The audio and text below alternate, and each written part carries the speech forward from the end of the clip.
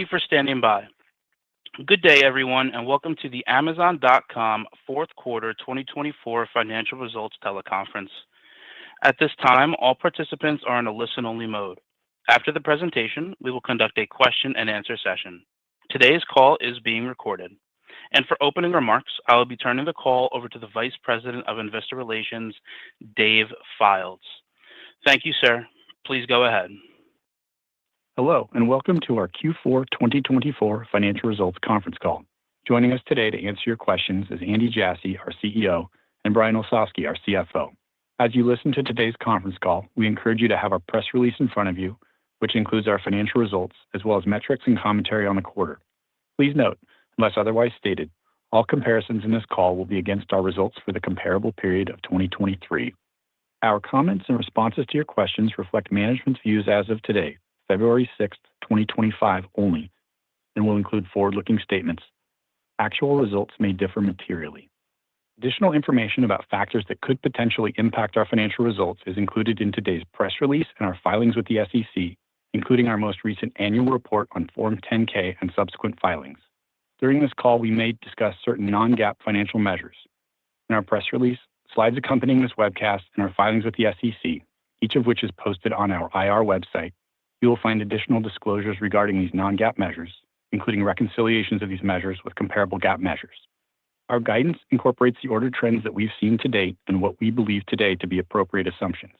Our results are inherently unpredictable and may be materially affected by many factors, including fluctuations in foreign exchange rates, changes in global economic and geopolitical conditions and customer demand and spending, including the impact of recessionary fears, inflation, interest rates, regional labor market constraints, world events, the rate of growth of the internet, online commerce, cloud services, and new and emerging technologies, and the various factors detailed in our filings with the SEC. Our guidance assumes, among other things, that we don't conclude any additional business acquisitions, restructurings, or legal settlements. It's not possible to accurately predict demand for our goods and services, and therefore our actual results could differ materially from our guidance. And now, I'll turn the call over to Andy. Thanks, Dave. Today, we're reporting $187.8 billion in revenue, up 10% year over year. Given the way the dollar strengthened throughout the quarter, we saw $700 million more of foreign exchange headwind than we anticipated at guidance. Without that headwind, revenue would have been 11% year over year and exceeded the top end of our guidance. Operating income was $21.2 billion, up 61% year over year, and trailing 12-month free cash flow adjusted for equipment finance leases was $36.2 billion, up $700 million year over year. We're pleased with the invention, customer experience improvements, and results delivered in 2024, and have a lot more planned in 2025. I'll start by talking about our stores business. We saw 10% year-over-year revenue growth in our North America segment and 9% year-over-year in our international segment, excluding the impact from foreign exchange rates. Our continued focus on expanding selection, lowering prices, and improving convenience drove strong unit growth that even outpaced our revenue growth. We continue to add to our broad range of selection, giving customers choice across a variety of price points. We welcome notable brands to our store throughout 2024, including Clinique, Estée Lauder, Oura Rings, and Armani Beauty. We continue to add to the hundreds of millions of products offered from our selling partners, who made up 61% of items that we sold in 2024, our highest annual mix of third-party seller units ever. We also launched Amazon Haul for U.S. customers in Q4, which offers customers an engaging shopping experience that brings ultra-low-price products into one convenient destination. It's off to a very strong start. Customers continue to want Amazon to be the place they rely on for sharp pricing. In the fourth quarter, consumers saved more than $15 billion with our low everyday prices and record-setting events during Prime Big Deal Days in October and Black Friday and Cyber Monday around Thanksgiving. Additionally, Profitero's annual pricing study found that entering the holiday season, Amazon had the lowest online prices for the 8th year in a row, averaging 14% lower prices on average than other leading retailers in the U.S.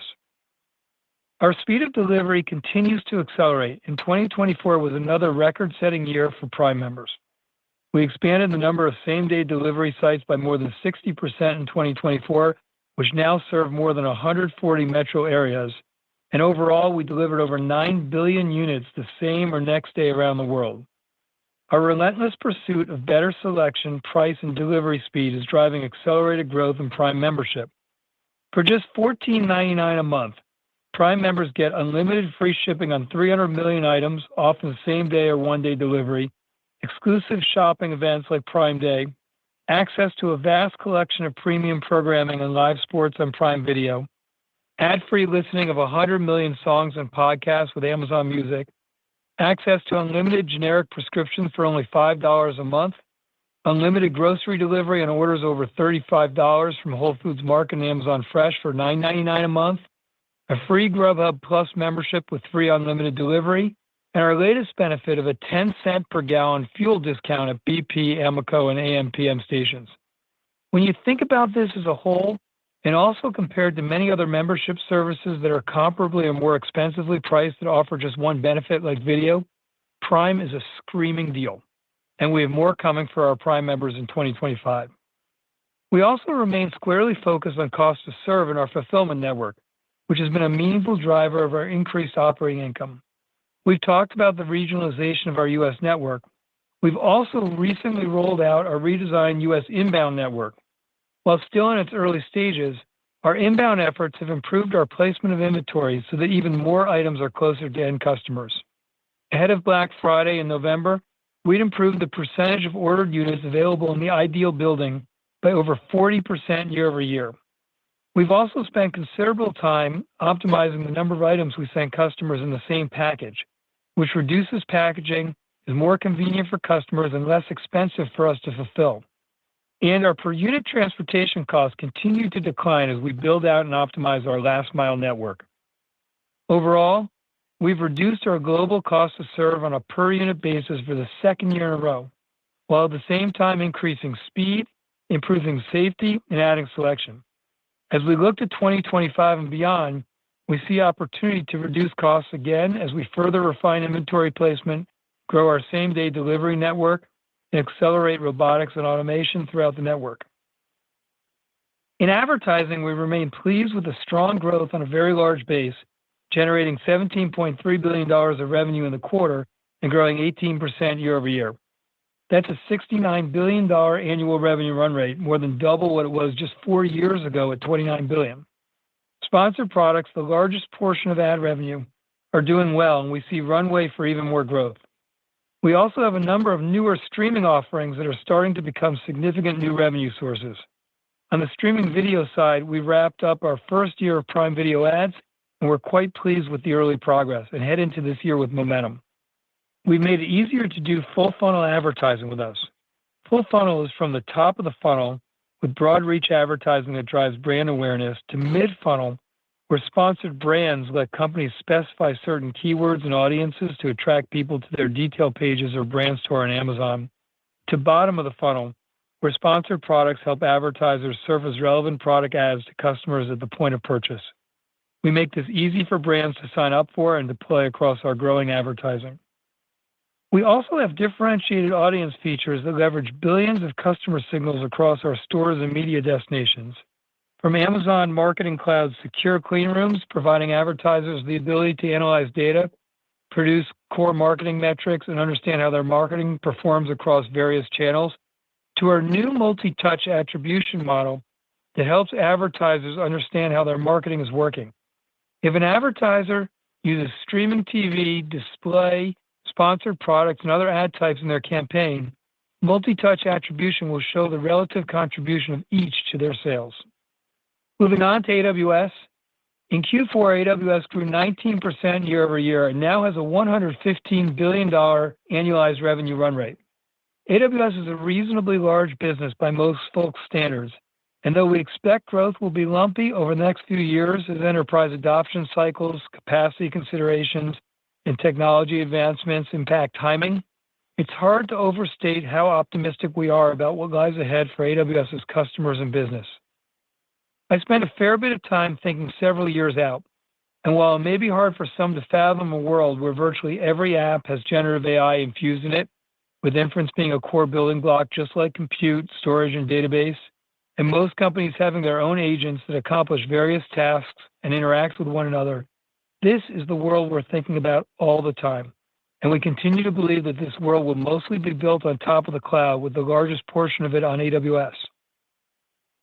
To best help customers realize this future, you need powerful capabilities at all three layers of the stack. At the bottom layer, for those building models, you need compelling chips. Chips are the key ingredient in the compute that drives training and inference. Most AI compute has been driven by NVIDIA chips, and we obviously have a deep partnership with NVIDIA and will for as long as we can see into the future. However, there aren't that many generative AI applications at large scale yet. And when you get there, as we have with apps like Alexa and Rufus, costs can get steep quickly. Customers want better price performance, and it's why we built our own custom AI silicon. Trainium 2 just launched at our AWS reInvent conference in December, and EC2 instances with these chips are typically 30 to 40% more price performant than other current GPU-powered instances available. That's very compelling at scale. Several technically capable companies like Adobe, Databricks, Poolside, and Qualcomm have seen impressive results in early testing of Trainium 2. It's also why you're seeing Anthropic build their future frontier models on Trainium 2. We're collaborating with Anthropic to build Project Rainier, a cluster of Trainium 2 Ultra servers containing hundreds of thousands of Trainium 2 chips. This cluster is going to be 5 times the number of exaflops as the cluster that Anthropic used to train their current leading set of Claude models. We're already hard at work on Trainium 3, which we expect to preview late in 2025, and defining Trainium 4 thereafter. Building outstanding performing chips that deliver leading price performance has become a core strength of AWS's, starting with our Nitro and Graviton chips in our core business, and now extending to Trainium and AI, and something unique to AWS relative to other competing cloud providers. The other key component for model builders is services that make it easier to construct their models. I won't spend a lot of time in these comments on Amazon SageMaker AI, which has become the go-to service for AI model builders to manage their AI data, build models, experiment, and deploy these models, except to say that SageMaker's HyperPod capability, which automatically splits training workloads across many AI accelerators, prevents interruptions by periodically saving checkpoints and automatically repairing faulty instances from their last saved checkpoint and saving training time by up to 40%. It continues to be a differentiator. Received several new compelling capabilities at reInvent, including the ability to manage costs at a cluster level and prioritize which workloads should receive capacity when budgets are reached, and is increasingly being adopted by model builders. At the middle layer, for those wanting to leverage frontier models to build Gen AI apps, Amazon Bedrock is our fully managed service that offers the broadest choice of high-performing foundation models with the most compelling set of features that make it easy to build a high-quality generative AI application. We continue to iterate quickly on Bedrock, announcing Luma AI, Poolside, and over 100 other popular emerging models to Bedrock and reInvent. In short order, we also just added DeepSeek's R1 models to Bedrock and SageMaker. And additionally, we delivered several compelling new Bedrock features at reInvent, including prompt caching, intelligent prompt routing, and model distillation, all of which help customers achieve lower cost and latency in their inference. Like SageMaker AI, Bedrock is growing quickly and resonating strongly with customers. Related, we also just launched Amazon's own family of frontier models in Bedrock called Nova. These models compare favorably in intelligence against the leading models in the world, but offer lower latency, lower price, about 75% lower than other models in Bedrock, and are integrated with key Bedrock features like fine-tuning, model distillation, knowledge bases or RAG, and agentic capabilities. Thousands of AWS customers are already taking advantage of the capabilities and price performance of Amazon Nova models, including Palantir, Deloitte, SAP, Dentsu, Fortinet, Trellix, and Robinhood, and we've just gotten started. At the top layer of the stack, Amazon Q is the most capable generative AI-powered assistant for software development and to leverage your own data. You may remember that on the last call, I shared the very practical use case where Q Transform helped save Amazon's teams $260 million and 4,500 developer years in migrating over 30,000 applications to new versions of the Java JDK. This is real value, and companies ask for more, which we oblige with our recent deliveries of Q transformations that enable moves from Windows.NET applications to Linux, VMware to EC2, and accelerates mainframe migrations. Early customer testing indicates that Q Concern was going to be a multi-year effort to do a mainframe migration into a multi-quarter effort, cutting by more than 50% the time to migrate mainframes. This is a big deal, and these transformations are good examples of practical AI. While AI continues to be a compelling new driver in the business, we haven't lost our focus on core modernization of companies' technology infrastructure from on-premises to the cloud.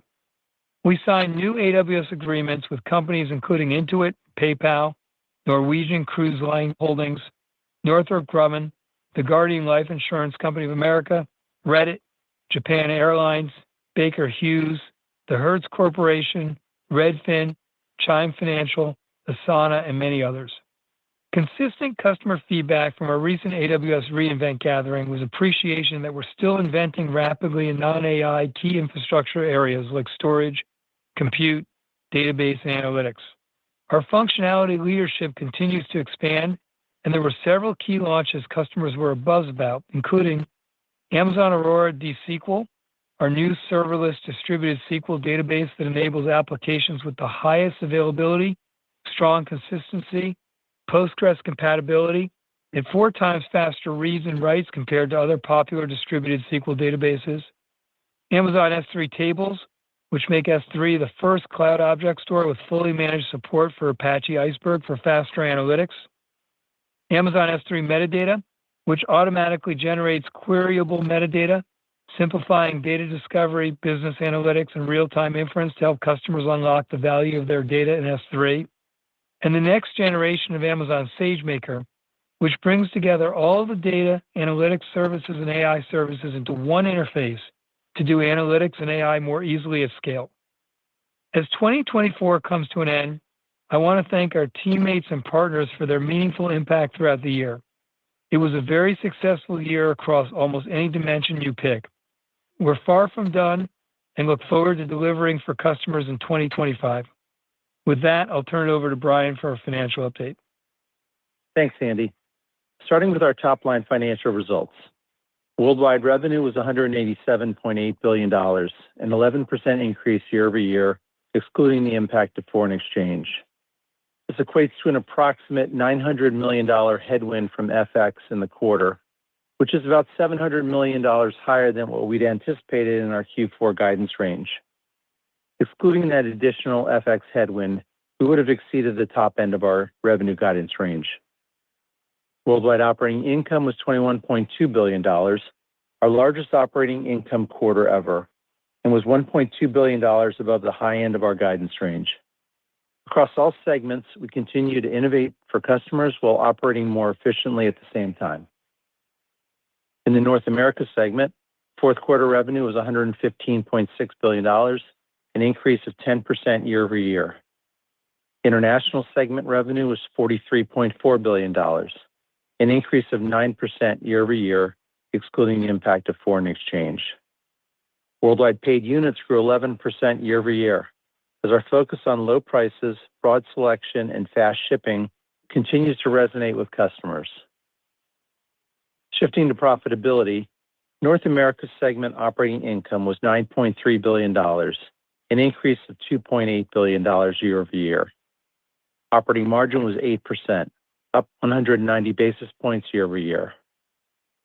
In the international segment, operating income was $1.3 billion, an improvement of $1.7 billion year-over-year. Operating margin was 3%, up 400 basis points year-over-year. This marks the 8th consecutive quarter where we've seen year-over-year margin improvement in both the North America and international segments. 2024 also marks the second year in a row where we've lowered our global cost to serve on a per-unit basis. In the fourth quarter, we saw strong productivity in our transportation network from improved inventory placement, higher units per package, and reduced travel distances. We also saw improved productivity in our fulfillment centers. Overall, our teams executed extremely well throughout the quarter, and particularly during our peak seasons. I want to thank them for all they do to deliver for our customers. Looking ahead, we have several opportunities to keep lowering our costs through even better inventory placement, which also allows us to deliver items to customers faster. In the U.S., we're tuning our inbound network and continuing to expand our same-day delivery network. Globally, we're adding automation and robotics throughout our network. While these efforts will take time to implement and progress may not be linear, we have a good plan to continue to drive improvements in our cost structure. Advertising remains an important contributor to profitability in the North America and international segments. This quarter, we saw strong advertising revenue growth on an increasingly large base. We will also continue to invest in experiences that have potential to be important to customers in Amazon long term, in areas like Alexa, healthcare, and grocery, as well as Kuiper, including the planned launches of our production satellites in the coming months. As a reminder, we currently expense the majority of the costs associated with the development of our satellite network. We will capitalize certain costs once the service achieves commercial viability, including sales to customers. Moving next to our AWS segment, revenue was $28.8 billion, an increase of 19% year over year. AWS now has an annualized revenue run rate of $115 billion. During the fourth quarter, we continued to see growth in both generative AI and non-generative AI offerings, as companies turn their attention to newer initiatives, bring more workloads to the cloud, restart or accelerate existing migrations from on-premise to the cloud, and tap into the power of generative AI. Customers recognize to get the full benefit of generative AI, they have to move to the cloud. AWS reported operating income of $10.6 billion, an increase of $3.5 billion year over year. This is a result of strong growth, innovation in our software and infrastructure to drive efficiencies, and continued focus on cost control across the business. As we've said in the past, we expect AWS operating margins to fluctuate over time, driven in part by the level of investments we're making. Additionally, we increased the estimated useful life of our servers starting in 2024, which contributed approximately 200 basis points to the AWS margin increase year over year in Q4. Now turning to our capital investments. As a reminder, we define these as a combination of cash CapEx plus equipment finance leases. Capital investments were $26.3 billion in the fourth quarter, and we think that run rate will be reasonably representative of our 2025 capital investment rate. Similar to 2024, the majority of the spend will be to support the growing need for technology infrastructure. This primarily relates to AWS, including to support demand for our AI services, as well as tech infrastructure to support our North America and international segments. Additionally, we're continuing to invest in capacity for our fulfillment and transportation network to support future growth. We're also investing in same-day delivery facilities and our inbound network, as well as robotics and automation, to improve delivery speeds and to lower our cost to serve. These capital investments will support growth for many years to come. Turning to our revenue guidance for Q1, net sales are expected to be between $151 billion and $155.5 billion. I'd like to highlight two items impacting our Q1 revenue guidance. First, we estimate the year-over-year impact of changes in foreign exchange rates based on current rates, which we expect to be a headwind of approximately $2.1 billion in Q1 year over year, or 150 basis points. As a reminder, global currencies can fluctuate during the quarter, and just as we saw in Q4 with the strengthening of the dollar versus most other currencies. Second, a reminder that we are comping the impact of last year's leap year. The extra day contributed approximately $1.5 billion of additional net sales across our businesses in Q1 2024, or about 120 basis points to the year-over-year growth rate, which impacted all segments. Q1 operating income is expected to be between $14 billion and $18 billion. This guidance includes the estimated impact of certain updates to the useful life of our fixed assets. I'll provide a bit more detail in a moment, but on an aggregate basis, we estimate this will decrease full year 2025 operating income by approximately $400 million for the assets on our balance sheet as of December 31st, 2024. First, in Q4, we completed a useful life study for our servers and networking equipment and observed an increased pace of technology development, particularly in the area of artificial intelligence and machine learning. As a result, we're decreasing the useful life for a subset of our servers and networking equipment from 6 years to 5 years, beginning in January 2025. We anticipate this will decrease full year 2025 operating income by approximately $700 million. In addition, we also early retired a subset of our servers and network equipment.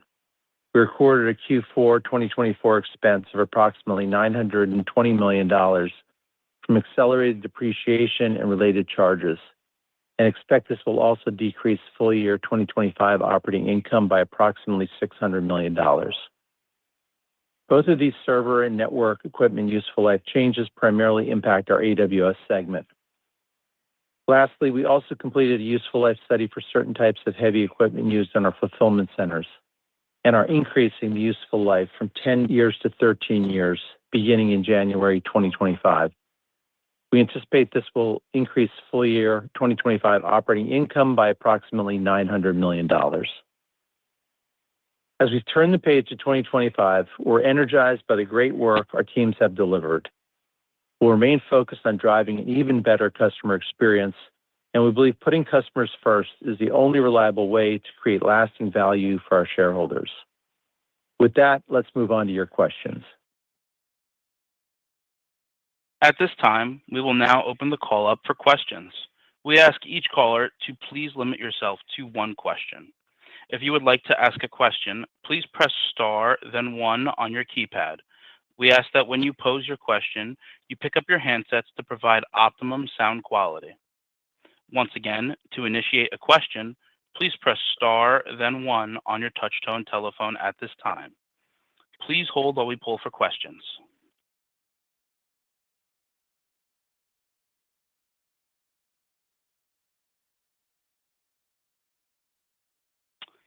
Thank you. Our first question comes from the line of Mark Mahaney with Evercore ISI. Please proceed with your question. Thanks. Two quick questions. So, Brian, that's $100 billion CapEx we should think about in 25. And then, Andy, would you describe that AWS growth as being currently moderated down by supply constraints? Do you see those across the industry, or do you see those materially impacting AWS today? Thank you very much. So I'll take both of those, Andy. On the CapEx side, as Brian mentioned earlier, we spent $26.3 billion in CapEx in Q4, and I think that is reasonably representative of what you can expect in annualized CapEx rate in 2025. The vast majority of that CapEx spend is on AI for AWS. It's, the way the AWS business works and the way the cash cycle works is that the faster we grow, the more CapEx we end up spending, because we have to procure data center and hardware and chips and networking gear ahead of when we're able to monetize it. We don't procure it unless we see significant signals of demand. And so when AWS is expanding its CapEx, particularly in what we think is one of these once-in-a-lifetime type of business opportunities like AI represents, I think it's actually quite a good sign, medium to long term, for the AWS business. And I actually think that spending this capital to pursue this opportunity, which, from our perspective, we think virtually every application that we know of today is going to be reinvented with AI inside of it, and with inference being a core building block, just like compute and storage and database. If you believe that, plus that altogether new experiences that we've only dreamed about are going to actually be available to us with AI, AI represents for sure the biggest opportunity since cloud, and probably the biggest technology shift and opportunity in business since the internet. And so I think that both our business, our customers, and shareholders will be happy, medium to long term, that we're pursuing the capital opportunity and the business opportunity in AI. We also have CapEx that we're spending this year in our stores business, really with an aim towards trying to continue to improve the delivery speed and our cost to serve. And so you'll see us expanding the number of same-day facilities from where we are right now. You'll also see us expand the number of delivery stations that we have in rural areas so we can get items to people who live in rural areas much more quickly. And then a pretty significant investment as well on robotics and automation so we can take our cost to serve down and continue to improve our productivity. So that's the CapEx piece. I think the second question you asked, Mark, is really around AWS growth and whether this is being moderated down at all by supply chain constraints. Well, it is hard to complain when you have a multi-billion-dollar annualized revenue run rate business in AI like we do, and it's growing triple-digit percentage year over year. It's hard to complain. However, it is true that we could be growing faster if not for some of the constraints on capacity. And they come in the form of, I would say chips from our third-party partners coming a little bit slower than before with a lot of midstream changes. It take a little bit of time to get the hardware actually yielding the percentage healthy and high-quality servers we expect. It comes with our own big new launch of our own hardware and our own chips in Trainium 2, which we just went to general availability at reInvent, but the majority of the volume is coming in really over the next couple quarters, the next few months. It comes in the form of power constraints, where I think the world is still constrained on power from where I think we all believe we could serve customers if we were unconstrained. There are some components in the supply chain like motherboards too that are a little bit short in supply for various types of servers. So, I think the team has done a really good job scrapping and providing capacity for our customers so they can grow. We're still growing at a pretty reasonable clip, as I mentioned earlier, but I do think we could be growing faster if we were unconstrained. I predict those constraints really start to relax in the second half of 25. And, as I said, I think we could be growing faster even though we're growing at a pretty good clip today. And our next question is from Eric Sheridan with Goldman Sachs. Please proceed. Thanks so much for taking the question. I'll just ask one that's building on Mark's questions there. Andy, when you think about the news that came out of China over the last couple of weeks and think longer term about bending the cost curve lower with AI, I understood the commentary around CapEx for 2025.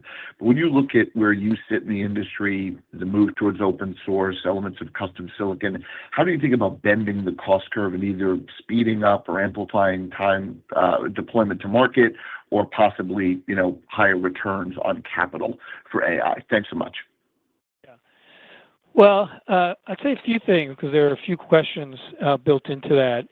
First of all, I think like many others, we were impressed with what DeepSeek has done. I think in part impressed with some of the training techniques, primarily in flipping the sequencing of reinforcement learning being earlier and without the human in the loop. We thought that was interesting ahead of the supervised fine-tuning. We also thought some of the inference optimizations they did were also quite interesting.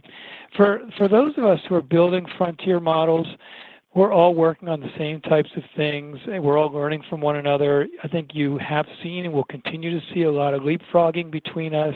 There is a lot of innovation to come. And, I think, if you run a business like AWS and you have a core belief like we do, that virtually all the big generative AI apps are going to use multiple model types, and different customers are going to use different models for different types of workloads, you're going to provide as many leading frontier models as possible for customers to choose from. And that's what we've done with services like Amazon Bedrock.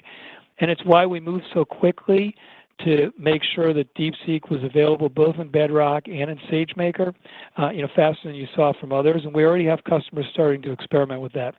I think one of the interesting things over the last couple of weeks is sometimes people make the assumptions that if you're able to decrease the cost of any type of technology component, in this case, we're really talking about inference, that somehow it's going to lead to less total spend in technology. And we have never seen that to be the case.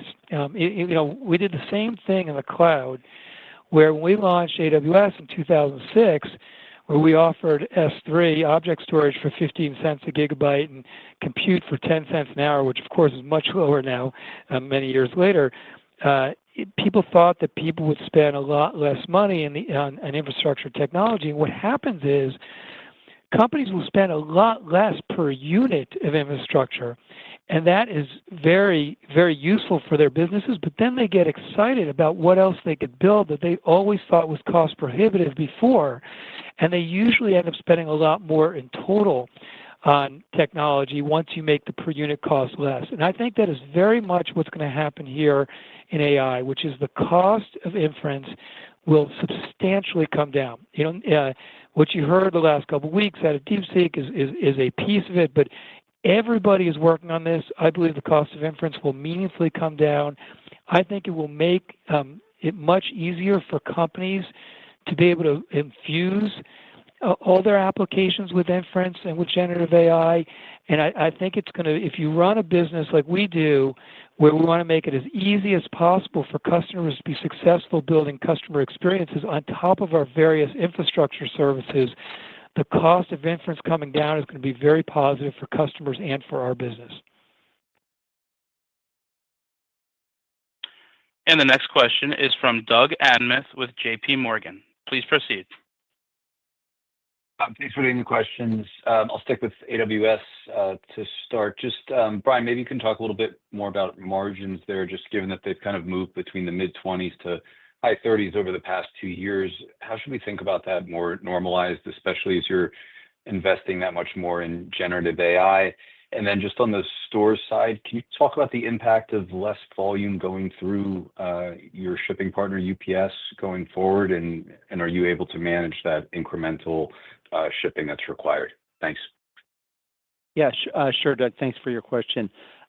First on AWS, yeah, we have seen a lot of fluctuation in operating margin in AWS. And, we've said historically that they will be lumpy, as you say, over time.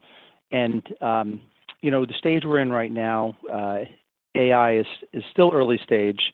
It does come originally with lower margins and a heavy investment load, as we've talked about. And in the short term, over time, that should be a headwind on margins. But over the long term, we feel the margins will be comparable to non-AI business as well. So, we're very pleased with the strong growth, focus on driving efficiencies in all of our data centers, saving power, reusing power in new generative AI applications, and just generally reducing costs. So very pleased with the performance of the AWS team, and look forward to strong 2025. I'll take the UPS one, which is really UPS has been a partner of ours for many years, and we expect that we'll continue to be partners with UPS for many years.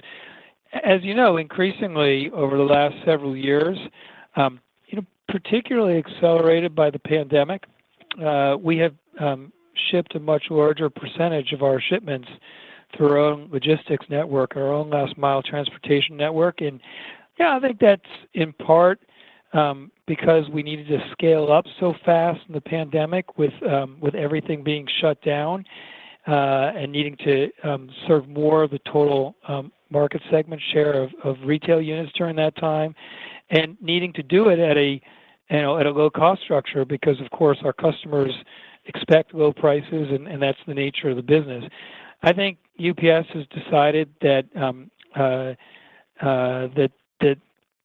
serving Amazon is lower margin for them, and so I think they've walked away from some of the volume that they otherwise could have had in the partnership. We're able to handle it with our own logistics capability, and we'll see how it continues to evolve. And the next question comes from the line of Brian Novak with Morgan Stanley. Please proceed. Thanks for taking my questions.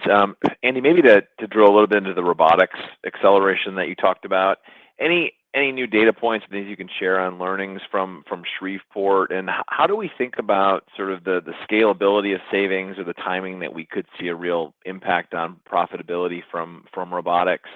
And then maybe just a bigger picture, Gen AI, GPU-enabled changes. Do you have other examples of how you see the Amazon retail shopping experience changing throughout 2025 as you're better using Gen AI or GPU-enabled machine learning and things? Yeah. Okay. Well, on the robotics piece, what I would tell you is, since we've been pretty substantially integrating robotics into our fulfillment network over the last many years, we have seen cost savings, and we've seen productivity improvements, and we've seen safety improvements. And so we have already gotten a significant amount of value out of our robotics innovations. What we've seen recently, and I think maybe part of what you're referencing in Shreveport, is that the next tranche of robotics initiatives have started hitting production, and we've put them all together for the first time as part of an experience in our Shreveport facility. And we are very, very encouraged by what we're seeing there, by both the speed improvements that we're seeing, the productivity improvements, the cost to serve improvements. It's still relatively early days, and these all being put together are only in Shreveport at this point, but we have plans now to start to expand that and roll that out to a number of other facilities in the network, some of which will be our new facilities and others of which will retrofit existing facilities to be able to use those same robotics innovations. I'll also tell you that this group of, call it a half dozen or so new initiatives, is not close to the end of what we think is possible with respect to being able to use robotics to improve the productivity, cost to serve, and safety in our fulfillment network. And we have kind of the next wave that we're starting to work on now. But I think this will be a many-year effort as we continue to tune different parts of our fulfillment network where we can use robotics. And we actually don't think there are that many things that we can't improve the experience with robotics. On your other question, which is, I think, really about how we might use AI in other areas of the business than AWS, maybe more, and I think you asked about our retail business. The way I would think about it is that there's kind of two macro buckets of how we see people, both ourselves inside Amazon as well as other companies using AWS, how we see them getting value out of AI today. The first macro bucket, I would say, is really around productivity and cost savings. And in many ways, this is the lowest hanging fruit in AI. And you see that all over the place in our retail business. For instance, if you look at customer service and you look at the chatbot that we've built, we completely re-architected it with generative AI. It's delivering, it already had pretty high satisfaction. It's delivering 500 basis points better satisfaction from customers with the new generative AI infused chatbot. If you look at our millions of third-party selling partners, one of their biggest pain points is because we put a high premium on really organizing our marketplace so that it's easy to find things. There's a bunch of different fields you have to fill out when you're creating a new product detail page, but we've built a generative AI application for them where they can either fill in just a couple lines of text or take a picture of an image or point to a URL, and the generative AI app will fill in most of the rest of the information they have to fill out, which speeds our getting selection on the website and easier for sellers. If you look at how we do inventory management and trying to understand what inventory we need in what facility at what time, the generative AI applications we've built there have led to 10% better forecasting on our part and 20% better regional predictions.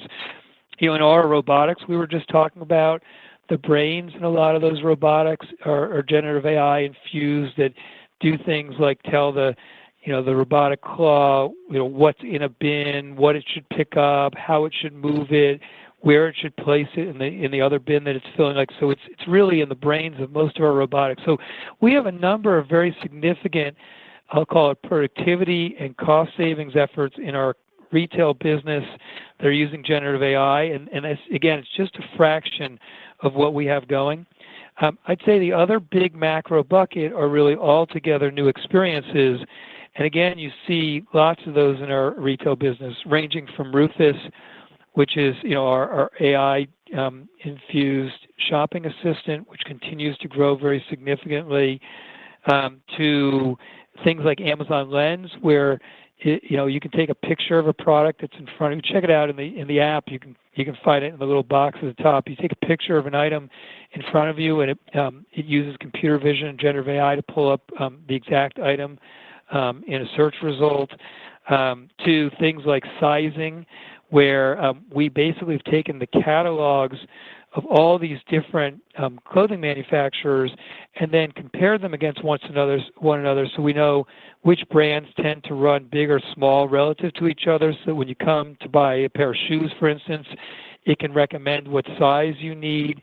To even what we're doing in Thursday Night Football, where we're using generative AI for really inventive features like defensive alerts, where we predict which player is going to blitz the quarterback, or defensive vulnerabilities, where we're able to show viewers what area of the field is vulnerable. So we're using it really all over our retail business and all the businesses in which we're in. We've got about 1,000 different generative AI applications we've either built or are in the process of building right now. And the next question comes from the line of John Blackledge with TD Cowen. Please proceed. Great, thanks. Could you talk about the current speed of delivery, maybe how much more room to go there, and how is it driving the Everyday Essentials business? And then somewhat relatedly, any further color on inbound network efficiencies you would expect to see this year as you guys try to continue to lower the cost to serve? Thank you.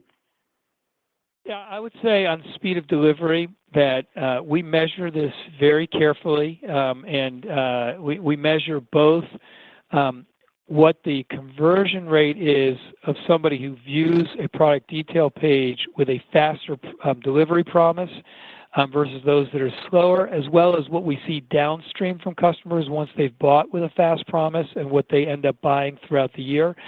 And we have not yet seen diminishing returns and being able to continue to improve the speed of delivery.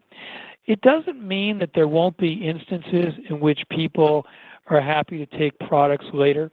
We have a program where if people want to pick a day during the week where they want to combine a bunch of their shipments and have it delivered then to be more sustainable and more environmentally friendly, they can.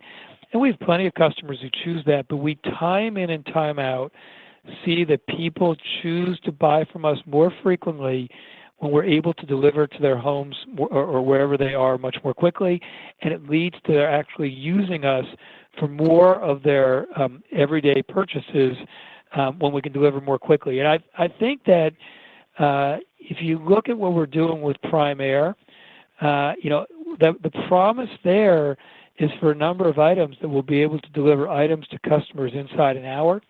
And I think when you're ordering Everyday Essentials where you need something more quickly, it's a big deal. And you see it's had a big impact on our Everyday Essentials. It's had a big impact on our pharmacy business, where people are able to get items same day now in lots of cities throughout the U.S., and they're just using us much more frequently than they had before.